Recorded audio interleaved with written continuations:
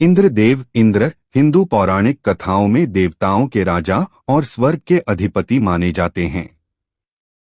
वे वर्षा, बिजली और गर्जना के देवता हैं। उनकी कहानियां साहस, शक्ति और कभी-कभी उनके अहंकार और उससे मिलने वाली सीख से भरी होती हैं। यहाँ इंद्रदेव की सबसे प्रसिद्ध कथाओं में से एक का सारांश दिया गया है। वृत्रासुर का वध और इंद्र की विजय। प्राचीन काल में वृत्रासुर नाम का एक अत्यंत शक्तिशाली असुर था।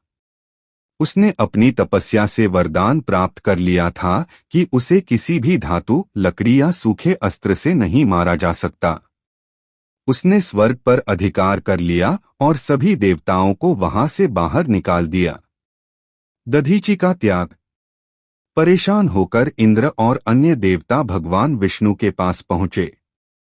विष्णु जी ने बताया कि वृत्रासुर का अंत केवल महर्षि दधीचि की अस्थियों से बने वज्र से ही संभव है। जब देवता महर्षि दधीचि के पास पहुंचे तो उन्होंने परोपकार के लिए सहर्ष अपने प्राण त्याग दिए ताकि उनकी अस्थियों से शस्त्र बनाया जा सके। वज्र का निर्माण। विश्वकर्मा ने दधीचि की अस्थियों से एक दिव्य अस्त्र बनाया जिसे वज्र कहा गया। इस अस्त्र में अमोघ शक्ति थी। युद्ध और विजय। इंद्र ने अपने ऐरावत हाथी पर सवार होकर वृत्रासुर को युद्ध के लिए ललकारा। भयंकर युद्ध हुआ और अंत में इंद्र ने वज्र का प्रहार कर वृत्रासुर का वध कर दिया। इस प्रकार इंद्र ने स्वर्ग को पुनः प्राप्त किया और वे शक्र और वृत्रहीन कहलाए। इंद्रदेव के व्यक्तित्व की मुख्य बातें।